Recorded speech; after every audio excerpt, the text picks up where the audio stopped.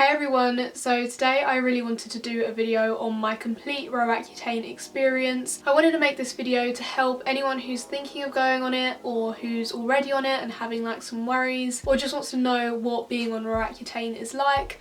Roaccutane is called different things in different countries, but its official name is isotretinoin. That's what it's called in every country, but in America it's also called Accutane.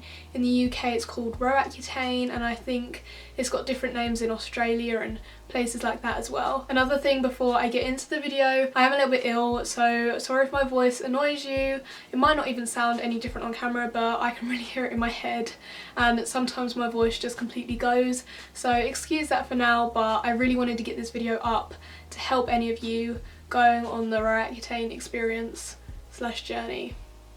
Yeah. This might be a really long video because I wanted to give like a complete account of everything, so if you want to you can put it on ×2 speed or just make yourself comfy because I'm going to be rambling on a bit. So I've got my laptop in front of me and I'm going to start at the beginning. So the first thing you should know is getting a dermatologist appointment isn't easy. Like, I had to wait a few months for my referral to go through. So to be considered for Roaccutane, you've had to try a lot of different antibiotics through your GP.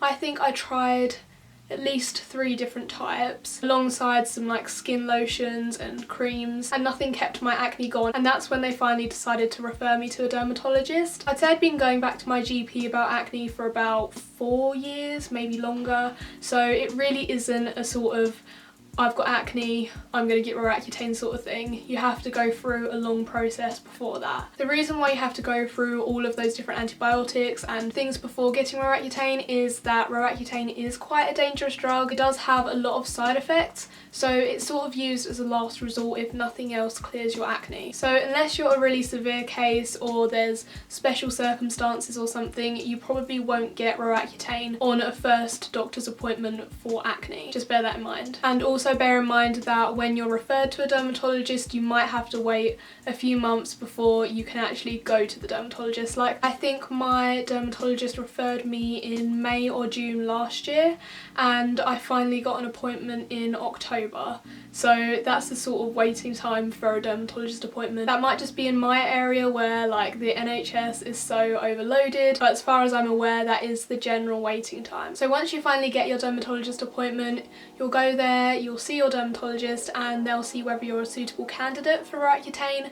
So the things they'll do in your first appointment is check your skin out. For me, they used this light and mirror, and they come up really close to your skin and just see what your skin is like and whether it's bad enough to have Roaccutane or whether something else will cure it better. So with me, from like the big light and magnifying thing, they could see that I had a lot of bumps under the surface and a lot of scarring already from previous acne breakouts and a lot of whiteheads. I basically had a mixture of everything, so they decided that I was suitable for Roaccutane. So even if your skin is suitable for Roaccutane, your body might not be, so you have to have a blood test and a pregnancy test if you're a female before they can prescribe any Roaccutane to you. So for me, I couldn't get a blood test on the same day as that dermatologist appointment, so I think I got a blood test a week later at my local doctor's surgery, and then I got another dermatologist appointment as soon as I can, which was actually a month later. So for me it was quite a long process before even getting Roaccutane. With normal blood tests, you normally ring up your surgery or they ring you and you can get your blood test or you can go into the surgery, but when it's for Roaccutane they give your results straight to the dermatologist, so you have to wait till your next appointment, or if you're doing it on the same day you get it then. But you have to wait for your dermatologist to give you your blood results, and then they'll decide whether you can have Roaccutane or not. So I think the sort of things they look for are stuff to do with the liver, because Roaccutane has been known to do stuff to the liver. I think like maybe blood sugar levels, I don't know.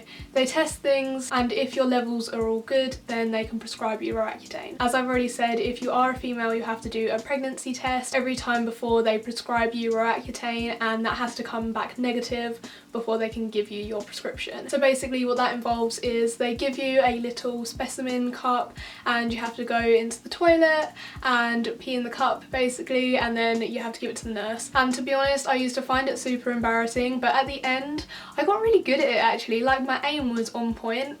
That's probably a bit too much information, but you know, it actually gets better. Like, the first time you ever do it you're like, oh my god, I have to pee in a cup. ew. But at the end of it, you're like, okay, pee in the cup time. It just becomes normal as peeing in a cup can be. The reason why you have to do a pregnancy test is that Roaccutane can cause birth defects in pregnant women, so they have to make sure that you're not pregnant so that you won't damage the baby. So yeah, before they give you Roaccutane, blood test, pregnancy test, then they can give it to you. I'm not sure how young you can get Roaccutane. I think most people that I know who've been on it have been over 16. But if you are an older woman or you're sexually active, then you have to sign a form saying that you're not going to get pregnant, and that if you do get pregnant, it's not their fault, or something along those lines. But they also say that you have to take 2 methods of contraception, so you can take the pill and use the barrier method. So yeah, if you're an older woman or sexually active, then you have to sign that form and take contraception basically, just to make sure you don't get pregnant and don't damage a baby. Another thing before you're prescribed Roaccutane is they'll give you a leaflet about it, so you can weigh up the bad things and the good things about it and see whether you want to take it yourself. I know that I was very on the fence about going on it. Even though my acne was really bad and I did want to get rid of my acne, I was very scared by some of the side effects because they did seem very scary. Like, it could cause liver damage, it could cause birth defects if you get pregnant, it could cause this, it could cause that, and I was just like, do I want to put my body through that? But seriously, it's fine. Don't look at the horror stories about Roaccutane, it will just put you off. And the horror stories are really from like the rare cases, they're really the minority, so don't let them put you off. I'd say from my experience, if you want to go on it, then go on it, and if you have any concerns or you get really bad headaches or really bad side effects, then tell your dermatologist and they'll advise you what to do next, like whether it's safe to carry on or whether you should come off of it. So from my experience, I'd say go on it, but monitor how you're doing and yeah, just be very aware of the side effects. So I was finally prescribed Roaccutane on the 25th of November, but because I was already on some acne medication, I had to wait a week to get that out of my system before I could start taking Roaccutane. So my first prescription was 20 milligrams to take daily, and for the first week I also had to take steroids. I think the steroids were for calming inflammation and that sort of thing, so that your face didn't just like blow up in the first week or so. So yeah, when you're prescribed Roaccutane, you might be prescribed some steroids along with it. So yeah, I took 20 milligrams daily for the first 2 weeks, and normally you will do that for a month, but the next appointment I could get was actually in 2 weeks, because you have to have them every month, because normally they'll only supply you enough Roaccutane to last a month. So obviously I couldn't wait longer than a month, and they didn't have any around the month time, so I had to get one 2 weeks after I started taking it, and then I got upped to 30 milligrams. So for the first part of my treatment, I took 20 milligrams for the first 2 weeks and 30 milligrams for a month after that. So my appointment schedule was a little bit mixed up because I waited 2 weeks between an appointment and then I had like a month wait after that. But yeah, it was fine after that. Like after that I just had them monthly, like they always had appointments when I needed them. I'd say the main side effects I had originally were dry skin. I had to change my moisturizer because that just wasn't doing it for me anymore.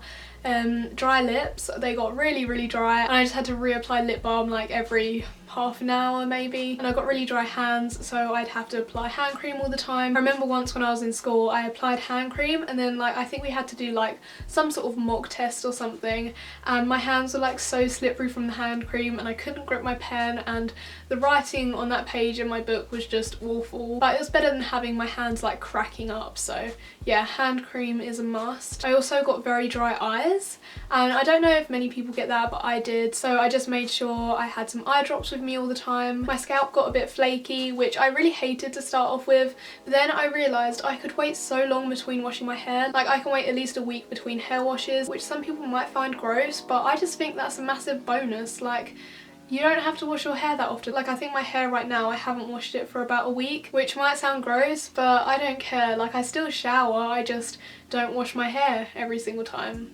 In fact, I wait about a week. I also did get quite tired quite easily. Like I think it really does affect your energy levels, which I think can be confused with mood changes, because another thing you have to watch out for when you're on Roaccutane is like depressive moods and that sort of thing, because it has been linked to depression, but there's no like solid proof of that. But I just felt really low on energy to start with. I didn't feel like depressed or anything, I just felt quite low on energy and tired.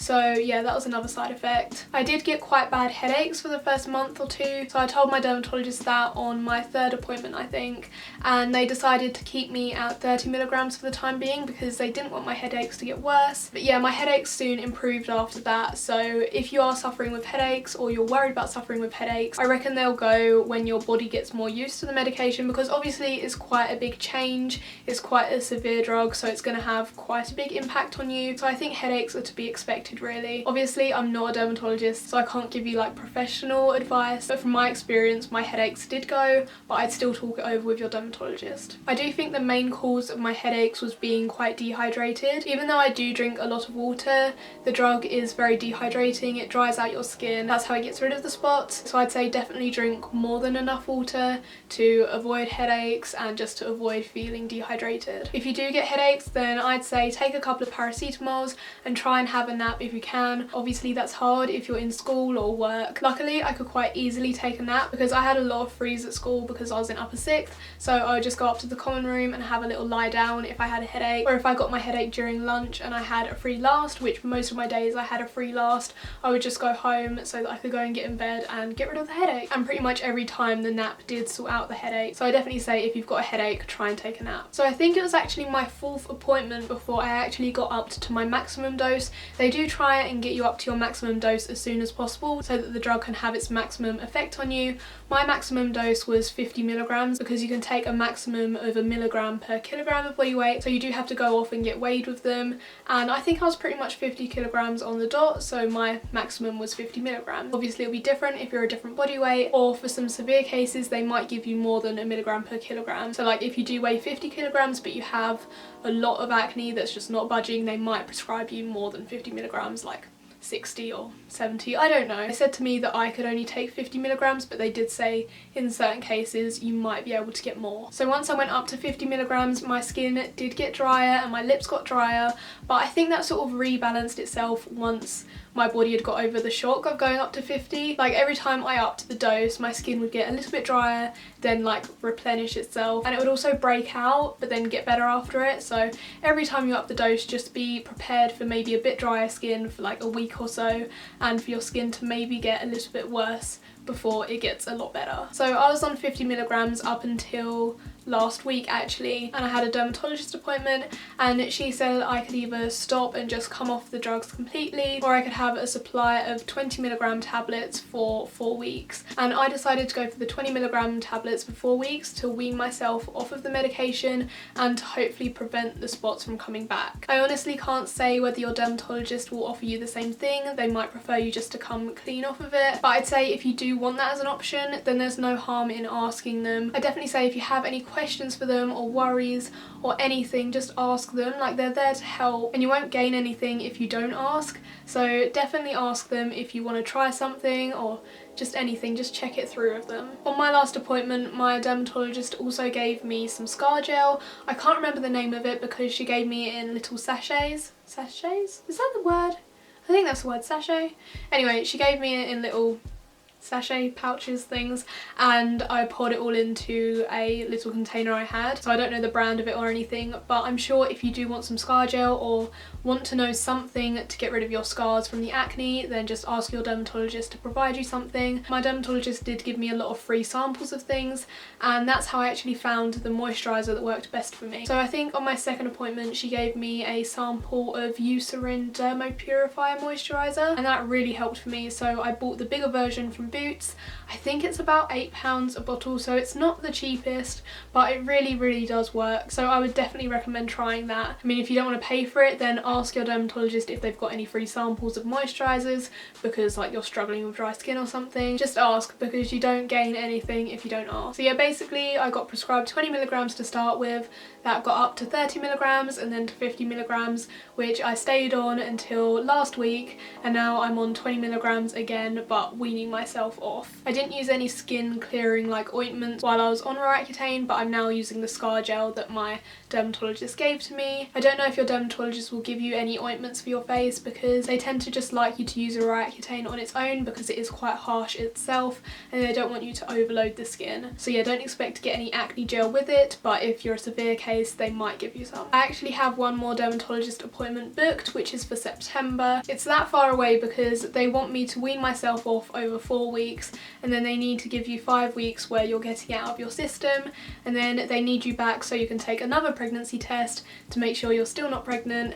And I think they might want to take another blood test. I'm not too sure yet because I haven't completely finished, but I'm basically done. I know that I mentioned blood and pregnancy tests earlier, but I don't know if I mentioned how frequent you have to have them. I mean, I probably did, but I'll just go over it again. Anyway, pregnancy tests you have to do every time before they prescribe you the Roaccutane, and blood tests I've only done 2, one before I started taking it and one a month after. They sometimes want you to do monthly blood tests to check how it's affecting you, but since both of mine came back fine, they decided not to, and because I'm quite young, they said it's very unlikely that I'll have any severe side effects going on inside that won't sort of like correct themselves. So yeah, if you're scared of needles, you might not have to have a lot of blood tests, but obviously if they do want you to have the blood tests, have them because it's for your own health. You don't want anything damaging you unnecessarily. So yeah, have the blood tests. I mean, even though I absolutely hate needles, I sort of feel like maybe I should have had a few more, but my dermatologist thought it wasn't necessary, so I just went with what they said basically.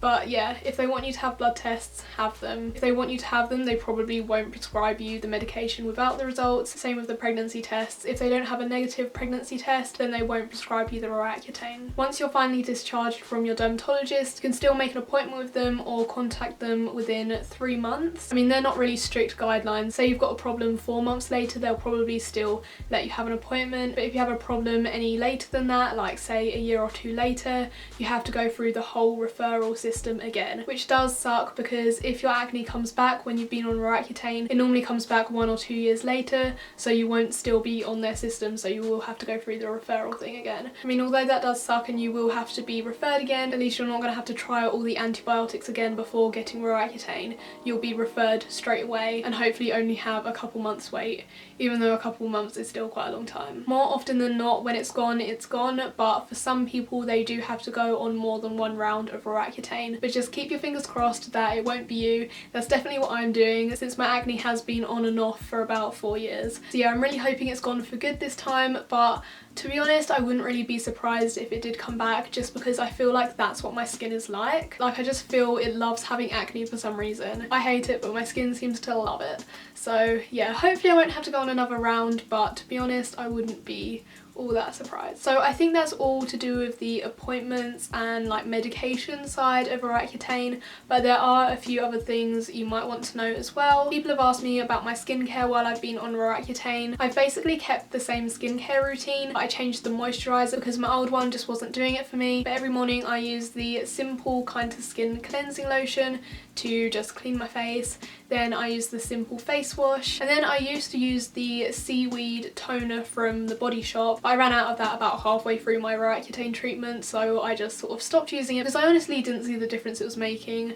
But yeah, I used that for a bit, and then finally I used my Eucerin Dermo Purifier moisturizer. I think that's what it's called anyway. And then at night I do the exact same thing, but I probably use a little bit more cleanser because I did wear makeup while I was on Roaccutane and I wanted to get my skin completely clear so that my pores weren't clogged at all, which could cause more acne. Now that I'm coming off of Roaccutane, after I put my moisturizer on in the evening, I then also put on my scar gel. Some people have asked me what sort of products I keep to hand while I've been on Roaccutane, and I definitely say have a lot of lip balm with you. I found Carmex and Blistex worked the best for me. I feel like Carmex was for my dry lip days and then my Blistex was for my very dry lip days, so I definitely recommend those 2 lip balms. As I've already said, the moisturizer that worked best for me was the Eucerin Dermo Purifier moisturizer. That's just honestly an amazing moisturizer. Sometimes on my very dry skin days I'd apply a bit of it and then I'd wait a few minutes and then put a little bit more on, and then if I felt like my skin was still too dry to like put foundation over it, I would actually mix a little bit of the moisturizer in with my foundation as well. I'd also recommend keeping some eye drops handy because I did get dry eyes, and keep some hand cream handy as well. Hand cream handy.